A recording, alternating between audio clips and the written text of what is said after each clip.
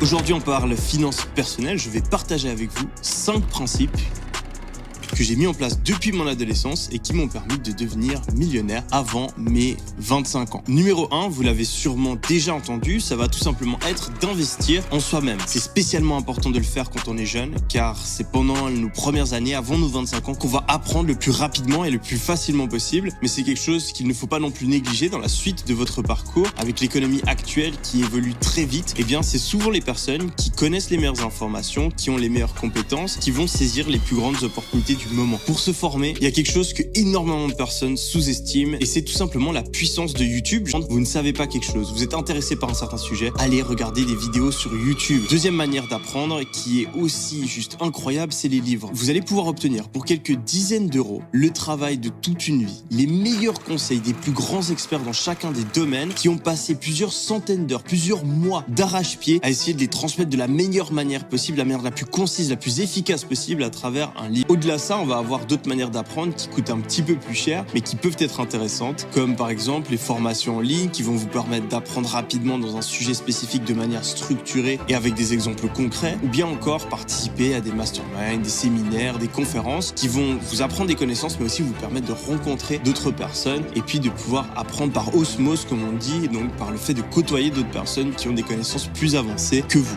Deuxième chose que je recommande, ça va être de diversifier ses revenus. On a la chance aujourd'hui de vivre dans un monde où on a des milliers de manières de gagner de l'argent. Donc on va tous avoir une activité principale, ça peut être des études ou un emploi, ou si vous êtes déjà dans le monde de l'entrepreneuriat, un certain business en ligne. Mais je pense que c'est toujours intéressant d'essayer de diversifier ses sources de revenus, donc de trouver d'autres manières de gagner de l'argent pour apprendre, gagner en compétences, pouvoir saisir de nouvelles opportunités et puis aussi gagner en sécurité. Imaginons que vous avez une certaine source de revenus qui disparaît, et bien si vous en avez une deuxième, vous pouvez transitionner ou en tout cas toujours avoir de l'argent qui rentre. Conseil numéro 3, traquez votre argent. Donc ça, c'est une habitude que j'ai depuis que je suis né, pratiquement, depuis que j'ai genre 4-5 ans. On m'avait offert une tirelire et j'ai compté chaque pièce que je mettais dedans. J'essayais de récupérer le plus de pièces. Je faisais des échanges, je revendais des trucs et j'ai toujours, depuis que je suis gamin, su combien d'argent j'avais. C'est toujours un truc que j'ai fait et ça m'a énormément aidé parce que ça m'a appris à comprendre où partait mon argent, d'où venait mon argent, combien d'argent j'avais. Et puis,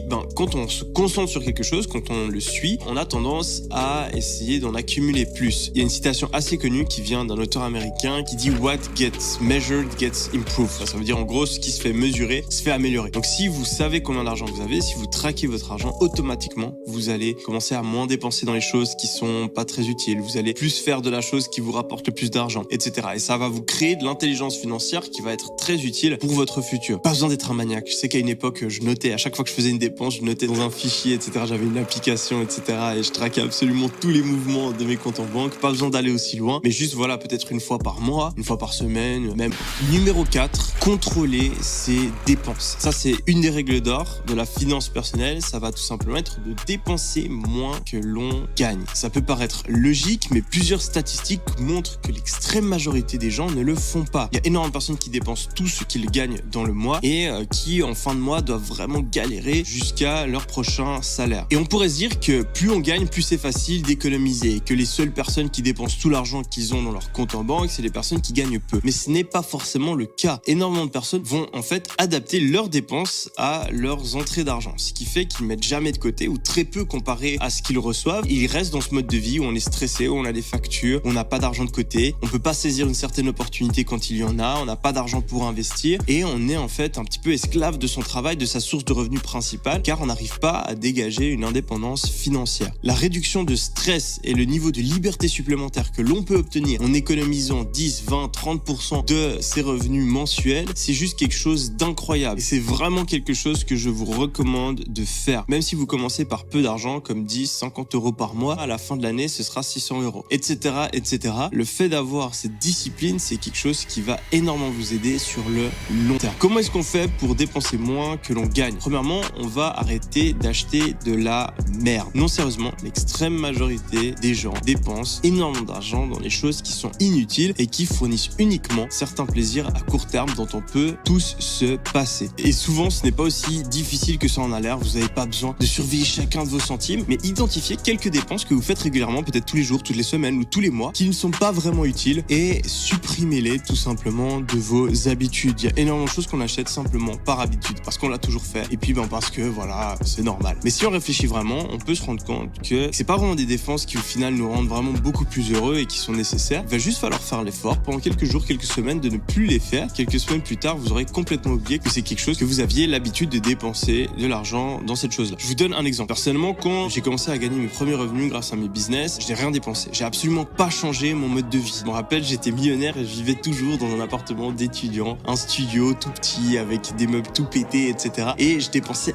absolument pas mon argent. Ça, c'est parce que j'ai toujours eu un rapport avec l'argent où j'ai toujours essayé d'économiser, j'ai toujours eu des objectifs assez ambitieux et donc j'ai vraiment pas réagi comme la plupart des gens quand ils gagnent autant d'argent aussi rapidement. Moi, je suis resté très conservateur. Et c'est uniquement quand vraiment j'ai commencé à faire des chiffres que j'aurais jamais imaginé faire que j'ai commencé, voilà, à me faire un petit peu plus plaisir, à voyager, à faire la fête et puis aussi à acheter des choses un petit peu plus chères. J'ai déménagé dans de plus beaux appartements. J'ai jamais dépensé d'argent pour tout ce qui est voiture, etc. Ça m'a pas spécialement attiré. Mais par contre, j'ai commencé à porter pas mal d'habits de marque parce que c'est toujours un truc qui m'avait attiré quand j'étais jeune et que j'avais vraiment pas l'argent pour le faire. Donc voilà, j'ai acheté du Dior, du Gucci, du Balenciaga, etc.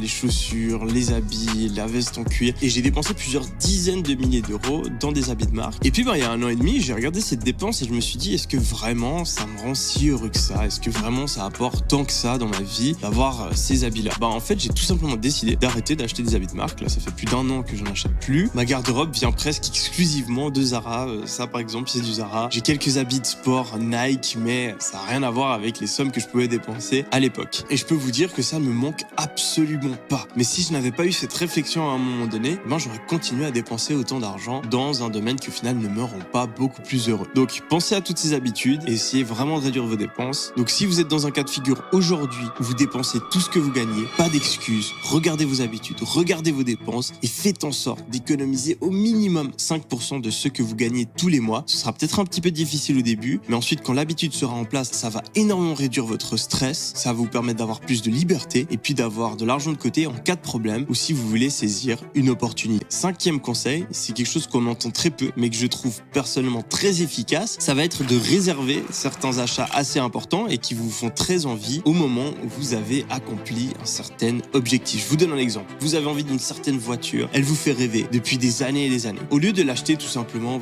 sur un coup de tête, un certain jour ou à la sortie du nouveau modèle, vous allez réserver l'achat de cette voiture après avoir atteint un certain objectif. Ça peut être un certain objectif financier, mais ça peut aussi être un certain objectif dans votre vie personnelle. Le fait d'avoir mis en place certaines habitudes, le fait d'avoir respecté certains engagements, le fait d'avoir atteint un certain objectif d'un point de vue fitness, etc. Le fait de fixer cette règle et de positionner cet achat-là comme récompense, ça va vous permettre d'être beaucoup plus motivé et de démultiplier votre motivation pour l'accomplissement d'un objectif. Inconsciemment, notre cerveau, il fonctionne énormément comme ça. C'est pas pour rien que la plupart des joueurs de foot ont une prime de but, une prime de match, une prime pour le gain d'une certaine compétition, etc. Au plus de ça, ça vous apprendre à pratiquer la patience et le self-control, le fait vraiment de respecter vos propres engagements et qui est un trait de caractère qui a été lié par de nombreuses études avec le succès financier d'un individu. Ça va aussi vous permettre de célébrer vos réussites et de lier l'accomplissement d'un objectif à un certain niveau de bonheur. Ça va automatiquement reprogrammer votre cerveau pour chercher à accomplir toujours plus. Il y a énormément de personnes qui pensent que pour réussir financièrement, il faut être un génie ou bien mettre en place une stratégie super compliquée. Mais en réalité, comme dans la plupart des choses dans le monde, faire les choses basiques bien et sur le long terme, c'est ce qui va réellement vous permettre d'atteindre le succès. Donc je vous invite fortement à mettre en place ces 5 choses. Permettez-moi de vous souhaiter rapidement la bienvenue sur ma chaîne Je suis Africa Money, la chaîne d'afro-développement personnel et financier qui vise la liberté mentale et la liberté financière des Africains, car nous avons un continent à bâtir. N'hésitez pas à vous abonner si ce n'est pas encore fait, à liker cette vidéo et à la partager.